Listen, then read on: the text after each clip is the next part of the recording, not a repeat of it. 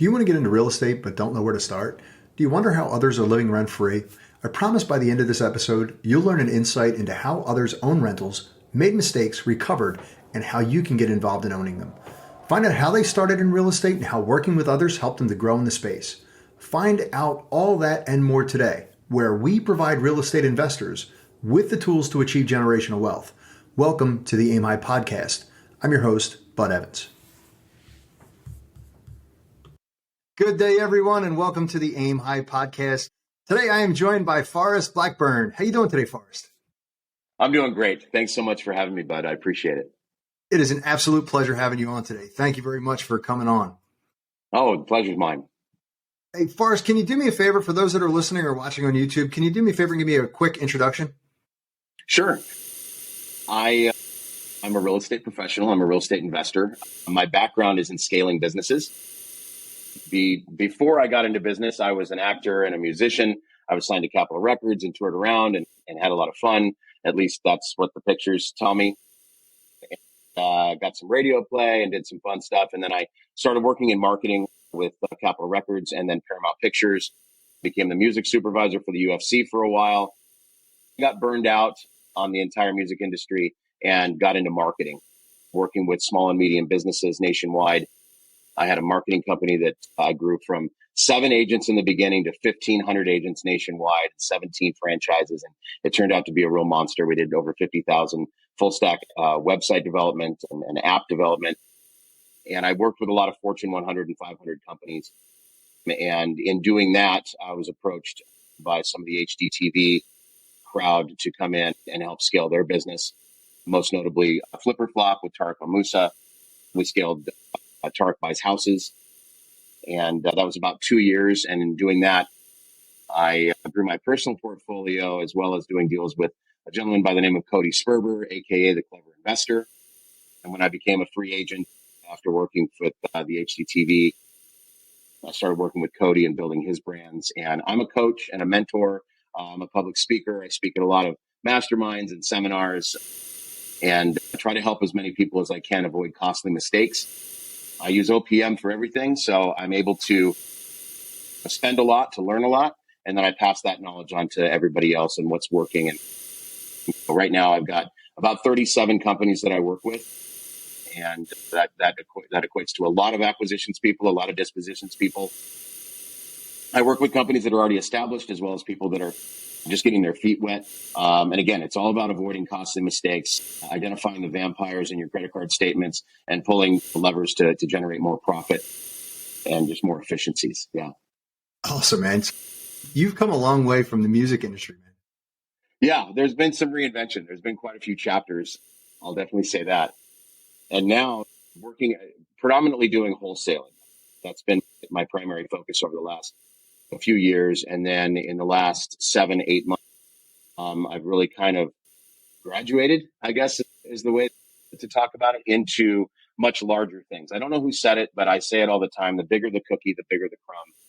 And doing a lot of wholesale in Southern California, you have some of these $100,000, $150,000, $200,000 spreads because that's how much real estate costs in SoCal versus a lot of what people are doing in Ohio and Detroit and things where you've got $8,000, $9,000, $15,000 spreads, and you have to do a lot of deals. I've gotten into doing a lot of big portfolio deals, 130, 150, 180 million dollar portfolios. And then in working with those, I've gotten now into luxury portfolios, luxury hotels and resorts and things of that nature. And that's really exciting because when you're talking about one that I'm working on right now is $62 billion. And you talk about half a percentage crumb wise from that big cookie, the things really add up very quickly. And I've got lots of partners involved. Your strength is in who you run with. And so everything gets spread around and we've got great people working on it from all angles, but that enables me to learn from really top level individuals and then be able to pass that information down to people who want to work with me and want to help me guide them through their process and how to reach success as quickly as possible without hitting lots of financial speed bumps. Yeah. So Forrest, you're like big right now. So let me ask you this question. I'm going to ask you to go back in time a little bit and let's talk about the first deal. The first deal. I'm 4th generation real estate. And Everybody before me in my family was all in commercial and development. And now I'm on the development side too. I've got 11 new builds going right now just in Phoenix. And they're all $3-4 million exits. They're luxury properties. But when I first got into real estate, it was something that my dad instilled in me when I was young. I used to go out on appointments with him, out to big plots of land or golf courses that needed to be built out or one thing or another. So when I was 19, I bought my first flip. And luckily enough, I was an actor when I was a kid, so I had some money saved up, and I paid cash for that. That was in Burbank, California, and did that flip. I picked it up for $215,000. I just looked the other day and it's worth over $1 million. I just want to shoot myself in the teeth. But anyway, I picked it up for $215,000. I put $46,000 into it. I sold it for $385,000 about 2 years later. I lived in the property. And then I did a 1031 exchange into a condominium in Orange County, California, and made some money there. And when I sold that, I took all that money and rolled it into a new, shiny, beautiful record label that failed. So that momentum was squashed, and then I was a full-time musician. And that's feast or famine for sure. And I did that for a lot of years and had some success, but even some success in the music industry is not the wealth that you would anticipate at all. But I did work for the UFC and licensed all my music to them, so I still make some money from that. But that was really my first experience into real estate, doing it personally, was that first flip when I was 19, and it went great. And obviously I was able to do the 1031 exchange by my dad's guidance into a condominium. And damn, I wish I just would have kept going with that real estate and rolling things over, or just holding them. Because I have a lot of Airbnb properties that I've accumulated, and short-term rentals are a big cash flow. And that wasn't back 25 years ago, dating myself. But now it's huge. And if that would have been around, I would have been holding those properties for sure. That's the big mistake there. But trying is always a win too. Even if there's a failure, you try and you learn, and learning is always a win. Yeah. So let's go down that rabbit hole, Forrest. What was the worst deal you've ever dealt with? Oh boy, it's hard to choose, right? And it doesn't necessarily always come down to the property itself. A lot of times it comes down to the people that you are burdened with working with on those properties, either the sellers or the buyers. Probably there's two deals that come to top of mind. One was a few years ago, we were working on a $14 million brownstone in Manhattan. And New York is a law state. The seller has to have legal representation. The buyer has to have legal representation. I was assigning the contract. So as the wholesaler in the middle, you're not required to have any legal representation, but you do have to deal with all of these attorneys. And this property was an inherited property. There was 5 siblings involved, none of which got along. So they all wanted their own representation. So now you have 5 attorneys on the sales side, plus an attorney on the buy side. All those attorneys are on their own clock. They're on their own schedule. You can't get them on a phone call at the same time. It turned out to be a deal that ended up canceling out, just simply because the sellers decided they weren't going to sell and they were going to rent the property out. But this went on for months. And it was literally every day, there was probably 30 to 60 minutes of my time that I had to designate to this one deal, which fast forwards me to a deal that's on my radar right now that we've been working on in Naples, Florida. Beautiful property. It's a sub 2. And for those of you that are watching that sub 2 is new to you, you can watch some of Pace Morgan videos on sub 2, but it's a creative way to do seller financing, very similar to where the mortgage stays in place and you're paying the mortgage, you're paying the seller over the term of years, and then there's a balloon payment at the end. At any rate, it's a screaming deal, and the seller needs time to get out. The seller needs everything repeated multiple times of the same thing and the same questions. And there's a transaction coordination company on the buy side that's in the middle of it that is a very difficult company to work with, because they have multiple cooks in their kitchen, all asking the same questions over and over again, because they're not apparently having meetings. And that deal is going to go through. That closes on the 31st of March of this month. And that's going to be that'll be a good spread. I think that's $185,000 spread on that. So sometimes in sales, you work really hard for a little amount of money, and then sometimes you don't have to work very hard at all, and you get a windfall. But This one is proving to be something that I have to work very hard for to make a lot of money. And again, this is one of those deals that takes up so much time. I'm on the phone working this out at least 30 to 60 minutes every day with something new that arises or something old that revisits. And Right. some of those deals can be frustrating. They're all wins. And like I said, knowledge is power. And the more you learn from these deals, the easier it is for you to pivot and be aware for the next deal. Right.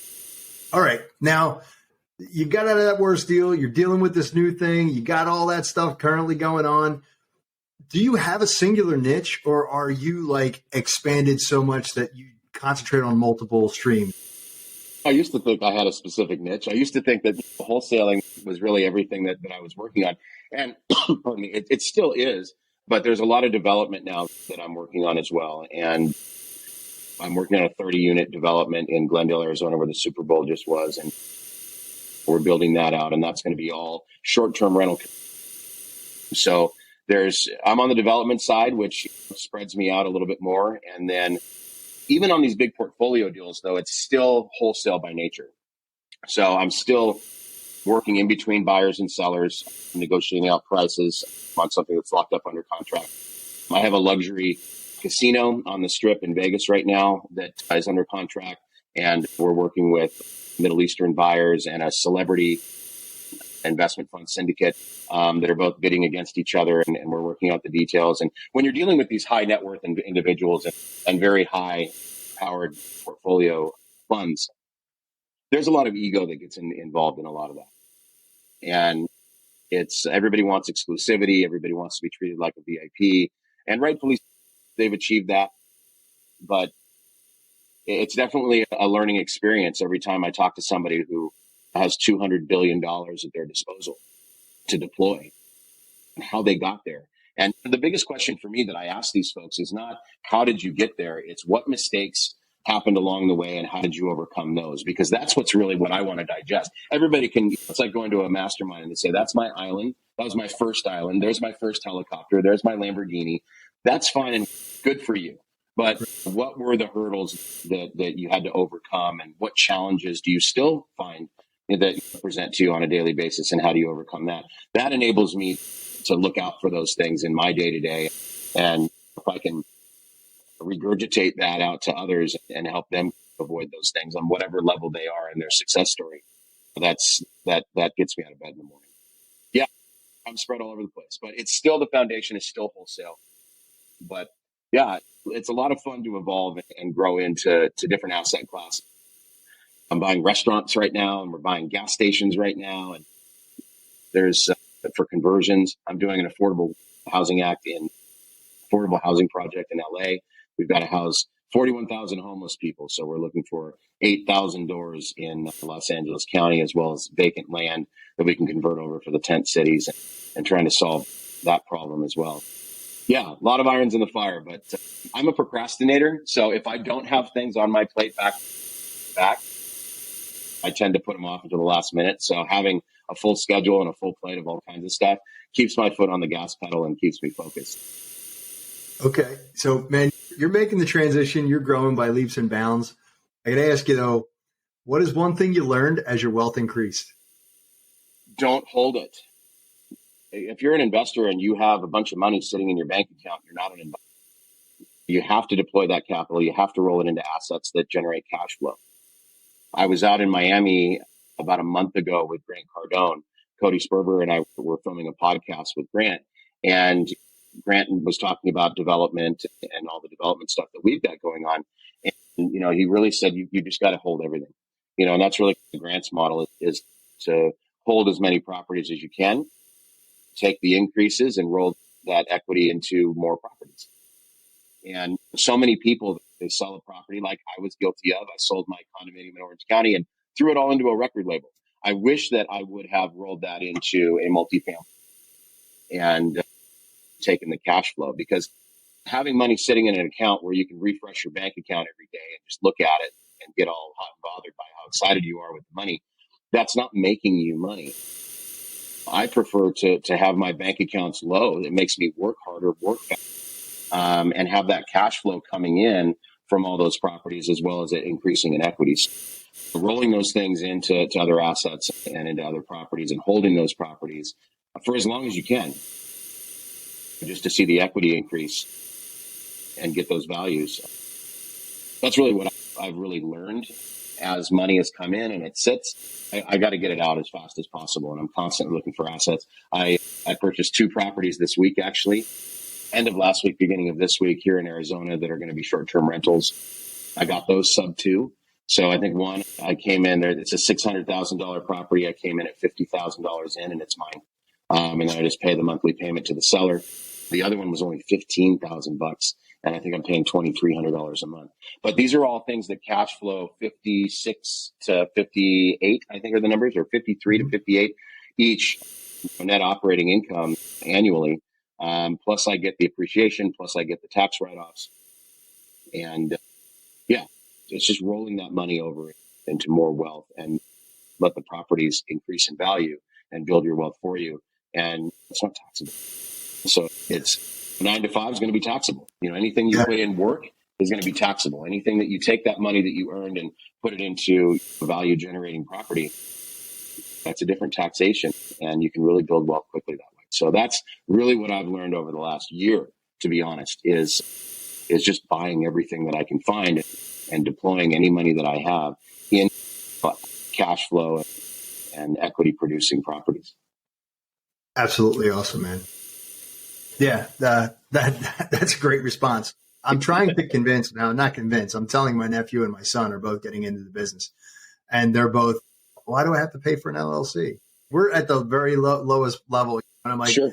You have no idea how many write-offs you are missing out on if you don't have an LLC. 100%, and you're not protected either. We can all pop our collar and say, oh, I'll never do anything wrong or I'll never mess up. But if you forget to cross one T or dot one I, you're exposed. And an LLC in place gives you a corporate veil and then at the end of the day, once you start building that out, you end up having multiple LLCs. I have LLCs on most of my properties. They're their own companies, and then they're owned by another LLC, and that LLC is owned by a parent LLC. And for me, I figured out how to get those LLCs owned by companies that I've developed in Panama and Belize. So I've got lots of tax havens and lots of protection against any kind of downfall that could come my way. Even my kid's trust is owned by another trust that is owned by an LLC that is offshore. And my Apple Watch is in that. So, everything that is to protect, because I'm not doing this for myself. It's not an ego play. I'm doing this for my kids.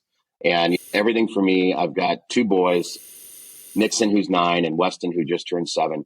And I've got a picture of them on my desk, and I have a picture of them at the desks at any place that I have a station where I have an office. And that's my motivator. That's my motivation. That's my reason. And I want to protect any time that I put in that takes me away from my kids. And I'm on the road a lot, especially lately. I haven't been home to see my kids in about 3 weeks. And before that, it was about 4 weeks. I'm sacrificing a lot to give them this cushion and give them this launching pad so that they can make good decisions when they get of age and not really have to have any kind of stress or fear of not having a roof over their head or where the next meal is going to come from. And I need to protect that. If I'm spending that and I'm sacrificing that, it has to be something that will never go away. So an LLC is extremely important. They're not expensive to set up. You can get them set up online. They can go extremely quickly. And there's ways that I have found. A good buddy of mine has a credit company, and there's a link to that on my website to help out anybody out there. But to get business credit very quickly in a young LLC, in a young business, and if you can get $500,000 in interest-free credit and take that and utilize that to grow your business, grow your portfolios, that can be the launching pad that makes or breaks things for you as well. Excellent. Good day, high flyers. Are you ready to take your real estate investments sky high? Aim High REI is the perfect Facebook community for you. Get answers from experienced investors, connect with other motivated individuals, and benefit from valuable resources all in one place. If that sounds like something that interests you, join our amazing network today, and we'll help elevate your investing journey beyond what you think is possible. Aim High REI is on Facebook. Just click the link down in the show notes. The best part, it's completely free to join. I help new real estate investors overcome the fear of failure and achieve generational wealth through buying rental properties. Go to budevans.com and book a call with me to find out why we guarantee your first rental property. Thanks. Now back to the show. Good day, high flyers. Are you ready to take your real estate investments sky high? Aim High REI is the perfect Facebook community for you. Get answers from experienced investors, connect with other motivated individuals, and benefit from valuable resources all in one place. If that sounds like something that interests you, join our amazing network today, and we'll help elevate your investing journey beyond what you think is possible. Aim High REI is on Facebook. Just click the link down in the show notes. The best part, it's completely free to join. I help new real estate investors overcome the fear of failure and achieve generational wealth through buying rental properties. Go to budevans.com and book a call with me to find out why we guarantee your first rental property. Thanks. Now back to the show. So, are you ready to go into the story 4? Yes.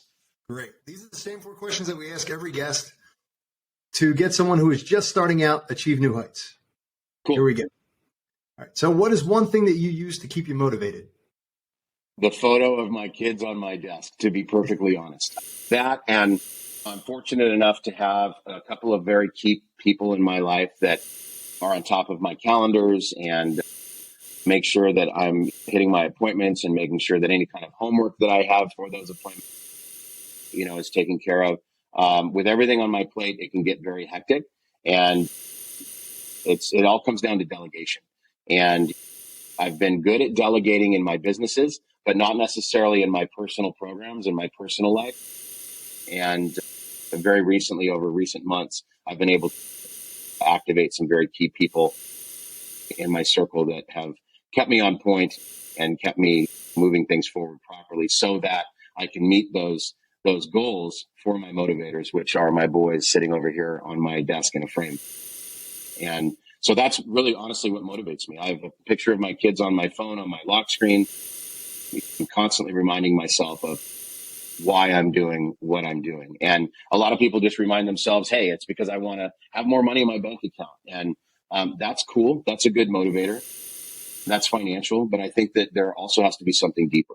A lot of people, I was talking with Jamil Damji, he was talking about how his motivator was his family and to really please his parents and make them. So having those very personal motivators, I think are very crucial and very important over and above the financial side of things. Yeah, perfect, man. And I'm going to move on with that because this may tie right into that. But what is one thing that you learned that has completely changed your mindset? Boy, one thing. We talked about delegation. I throw around the term control freak, even though that's probably a pretty harsh term. But I've always been of the adage, if you want something done right, you do it yourself. And that unfortunately paints me into corners sometimes where I'm taking on too much responsibility or taking on too many tasks to try and get them done, because I know that I can get them done and I can get them done quickly. But I really need to be delegating that out and delegating that people that can focus 100% on that. Because if I'm only 100%, you're only 100%. And if we're pouring ourselves into multiple things, there's no way that each one of those things is going to receive 100% of our attention. So delegating out to people that can give it 100%, that's really been the game changer for me. It enables me to go faster. It enables each one of those tasks to get the attention and the focus that it needs to get it across the finish line and really produce something that's of top quality. So delegation is the biggest thing that I've learned and I implement now on a daily basis. Excellent, man. So let's play into that. What is something that you use that keeps you on track? I live and die by my calendar. Everything with me is Google. When I got into marketing years ago, I was a Google certified partner. And with that, I had to have everything Google. So I've been married to Google and Gmail and Google Sheets and Google Calendar for more than a decade. And really gives me the opportunity. I've got all my calendars and I have surmountable amount of calendars across multiple different emails. And it just helps me stay intact. I wake up and I look at that calendar. I look at the calendar before I go to bed, and it gives me a jump on my day, and I can kind of plan things out because I do back-to-back meetings. Today I've got back-to-back podcasts, and it enables me to really map out my day. So the biggest tool that I have that keeps me on track is Google Calendar. Yeah. Awesome, man. And let's go back in time once again. If there was one thing that you had to change and you wanted to change when you were starting, if you had, let me try that again. What is one thing that you would change if you had to start all over again? God, that's a tough question, because if I went back in time and I changed something, it wouldn't put me where I am today. There's certain things that I wish didn't happen, but if they hadn't happened, I wouldn't have learned from them. And again, it wouldn't get me to where I am today. So going back in time and changing things is a delicate. I constantly reflect, and I'm constantly looking back. I have a pretty good long-term memory, and constantly reflecting on things that I went through, because at the time I didn't have the perspective that I have now. And I can reevaluate and look back at a lot of those past experiences with the knowledge that I have now and crack the code and say, oh, wow, if I'd have known then what I know now, I would have done this differently. But then it immediately makes me analyze, where would that have put me today? And maybe, probably, likely, it would have put me forward. The knowledge I have today applied to the knowledge that I didn't have yesterday, I would have zoomed through yesterday a lot more efficiently. But changing things in the past, they've all been learning experiences. And all of those experiences I can now reflect on and apply my learned knowledge now. And it helps me now. So I don't know that I would change anything. I think that the biggest thing was I probably would have stayed in real estate and not gotten out of real estate and put all my ducks into music. Although it was a great fun time, my 20s were a lot of fun. Most of it was a blur, but it was a fun blur. And not very many people get to experience the experiences that I had in my 20s and be around a lot of these famous people that I was around and have a lot of those stories. I think that now it enables me to focus on business and not have my eye on going out and doing silly stuff and partying my life away. I already did that. It's out of my system. Again, if I'd have changed it and gotten into real estate, who knows? Maybe I'd be talking to you right now from a club. But I got it all out of my system before, so now I'm in an office and we're having a conversation. So it just enables me to reflect on some of those experiences that were at the time very negative, but now I can turn them into learning experiences. Good day, high flyers. Are you ready to take your real estate investments sky high? Aim High REI is the perfect Facebook community for you. Get answers from experienced investors, connect with other motivated individuals, and benefit from valuable resources all in one place. If that sounds like something that interests you, join our amazing network today, and we'll help elevate your investing journey beyond what you think is possible. Aim High REI is on Facebook. Just click the link down in the show notes. The best part, it's completely free to join. I help new real estate investors overcome the fear of failure and achieve generational wealth through buying rental properties. Go to budevans.com and book a call with me to find out why we guarantee your first rental property. Thanks. Now back to the show. Forrest, do me a favor. If somebody wanted to reach out to you, where would they go ahead and do that? Very simple. You can just go to my website, which is forrestblackburn.com. There's 2 R's in Forrest, Blackburn, just like it sounds. forrestblackburn.com. You can book a consulting call with me so I can hear you and I can learn more about your business and figure out if it's coaching that you need from me, subtle tweaks you need from me, a program that you need. I have a master course that's on my website that's digital that you can pay for and download and watch at 2 o'clock in the morning over a bag of Cheetos if you need to. I also have one-on-one coaching, and I have group coaching calls every week with a large group of people on Zoom. I guess it's Google Meets, back to the Google stuff I use. And you can reach out to me on social. I'm on Instagram. It's always just Forrest Blackburn, LinkedIn, Instagram, Facebook. But I'm always available. And because I have keep working with me, they can answer and facilitate any kind of meetings or coaching or consulting that you need. But really, everything's all on the website. So if you go to forrestblackburn.com, you can find it all. And I hope to hear from everybody, whether you're just getting started and dipping your toe in the water with real estate investing, if you have a real estate wholesale company or a real estate development or fix and flip company, and you want to learn how to scale it and you want to be efficient, that's really my bag. And I'd love to help you cut the corners that need to be cut and chew some of the fat and save you from any kind of costly mistakes, and really give you the systems, the tools, the processes, and how to create an ecosystem with the people you have. Because if you don't have good people and they're not happy, the systems and processes they're not even being used. They're just sitting. And that's really the biggest part of it, is creating a solid culture of people that want to utilize your systems and processes to make you money at your company. So I'm available and I'd love to help. All right, Forrest, I really do appreciate your time. I know you're extremely busy. Thank you very much for coming. Thank you again for Josh hooking us up. Absolutely. It's been a real pleasure. Until next time we meet, if you're listening or watching on YouTube, aim high.